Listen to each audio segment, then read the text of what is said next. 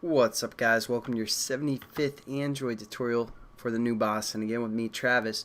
What we're going to do in this tutorial is basically do some simple animation to get that ball kind of shooting in the direction that we want.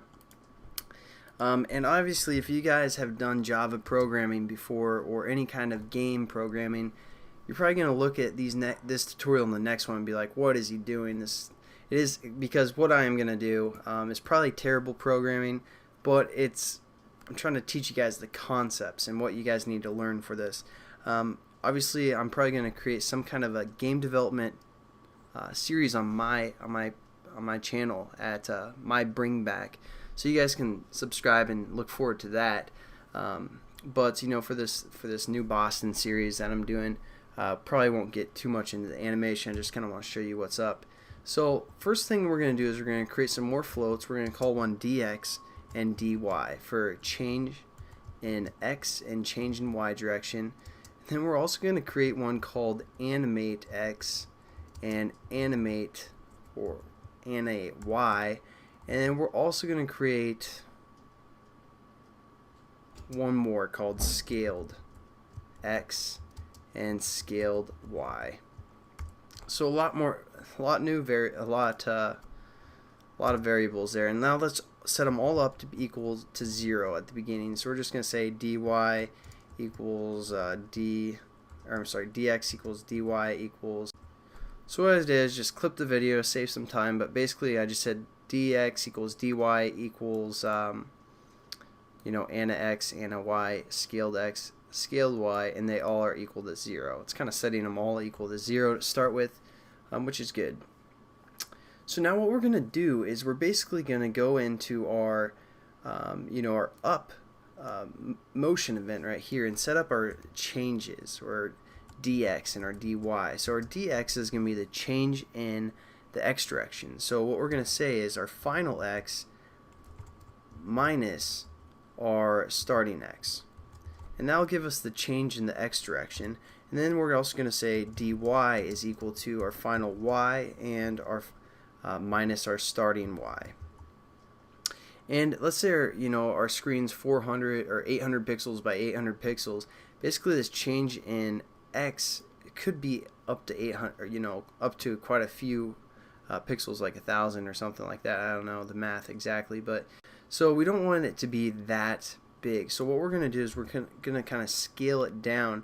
So we're just going to say our scaled x is equal to our dx divided by, like, let's just do 30 and see how that works. Then we're also going to say our scaled y is equal to our dy divided by 30. And there we go. We kind of have our scaled variables set up. Now what we're going to want to do is we're going to go into our actual animation. And so what we're going to just quickly do is we're going to copy the one that prints the ball, which was our test, is what we defined there. So we're going to copy that and we're going to paste it when our finals don't equal anything. So we're going to paste that above our x, or actually let's do it below our x, or a plus symbol there. And there we go. Now we're going to print a ball, again just centered. Everything is pretty much the same as how we printed it here, but now it's just going to print when it's finalized. And what we're going to say is we're going to say minus now our ana x, which is going to be our scale. Did we set that up yet? No. Okay. Basically, this is going to be our animated x, how much it's going to change each time in each direction. So we'll get to what that actually is set to here in a second, but we're also going to set this equal to ani y. And now we just need to set up these variables. And as you can see right now, this is equal to 0 because that's what we set it up to be on create. So after it runs through here, we're going to change it a little bit after this if statement, and we're going to change that value. And so what we're going to say is we're going to say ani x equals ani x plus our scaled x. So again, our scaled x is equal to our displacement in the x direction divided by 30. So this would be that, and then it's gonna, every time it loops through, it's gonna add more to this X direction, which is gonna affect, you know, where we paint on our canvas for a bitmap. I don't know if that made quite sense or not, or if this is making sense at all, especially, you know, probably isn't, but hopefully you guys kind of are picking up on some stuff, especially the new programmers. This is kind of how you do the animation. Not necessarily, generally you'd want to have some kind of framework that handles all your animations for you, but like I said, I just wanted to show you guys a quick animation. So we aren't quite done. Let's just run it and see what it looks like.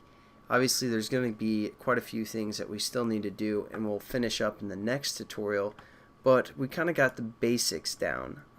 Very basic stuff. So we're going to click, and we're going to like let go here, and there we go. Our ball shoots off in that direction. Obviously we still have this printed ball, so we're going to get rid of that, and let's try again. That time it's not shooting. What's going on? Those are kind of the errors that we're going to fix in the next tutorial. So I'll catch you guys then, and have a good one.